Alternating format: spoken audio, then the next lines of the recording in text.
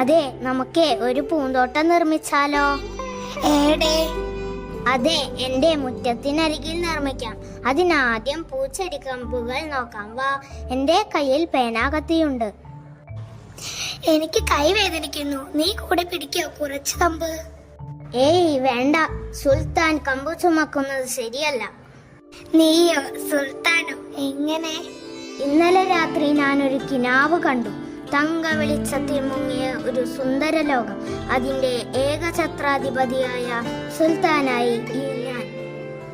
അന്റെ ഒരു കിനാവ് എപ്പോഴും ഓരോന്ന് കണ്ടുകൊണ്ടിരിക്കും ഈ ചെക്കൻ. എന്നിട്ട് അറബിക്കഥയിലെ മാതിരി അത്യുന്നതമായ ഒരു മണിമാളിക. ഭിത്തികളെല്ലാം സ്വർണമാണ്. ഒരു തനി മാണിക്യ കല്ലുകളാണ് അതിന്റെ തിണ്ണ. അതിന്റെ മേൽക്കൂര സുഹറ. എന്താ മജീദേ, നീ മൂളാത്തതെന്താ? ഞാൻ മൂളുന്നുണ്ടല്ലോ. പിന്നെ ചെക്കൻ എന്തിനാ എന്നെ വിളിക്കുന്നത്? ചെക്കനെ ഞാൻ. അയ്യോ ഉമ്മ, എന്റെ കൈ കീറിയേ, വേദന എടുത്തിട്ട് വയ്യ. എന്തൊരു മാന്താണെന്റെ നിന്നെ ഞാൻ. വാ, ഞാൻ ഇനിയും മാന്തും. ഇല്ല, ഞാനൊന്നും ചെയ്യില്ല. സുഹറ, എന്തിനാ എന്നെ മാന്തിയത്? എന്നെ ചെറുക്കൻ നീ എന്ന് വിളിച്ചതോ? എപ്പോഴാണ്?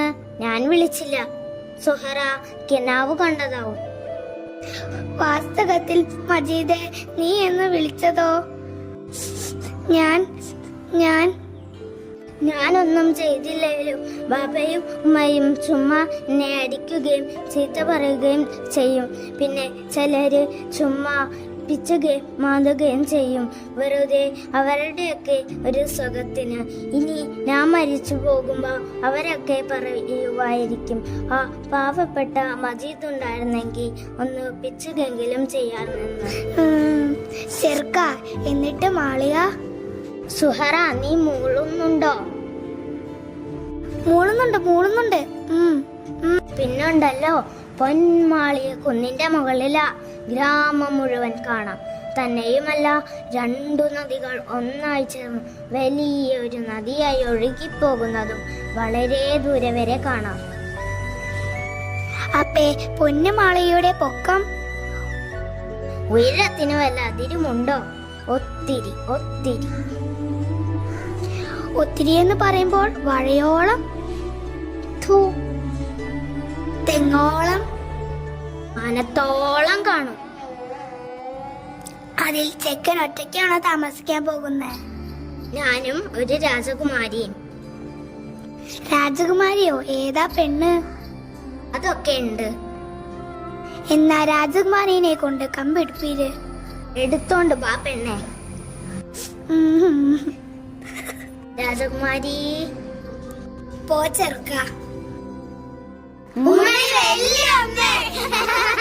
അങ്ങനെ കണക്കുശാസ്ത്രത്തിൽ ഒരു പുതിയ തത്വം കണ്ടുപിടിച്ചതിന് മജീദിനെ അന്നു ബെഞ്ചിൽ കയറ്റി നിർത്തി. മജീദും ഉമ്മിനി ബെല്ലിയൊന്നും ബഷീറിന്റെ തൂലികയിൽ നിന്ന് പിറന്നിട്ട് 80 വർഷം. ഇന്നും മജീദിനെയും സുഹറയെയും എല്ലാവരും ഓർക്കുന്നു.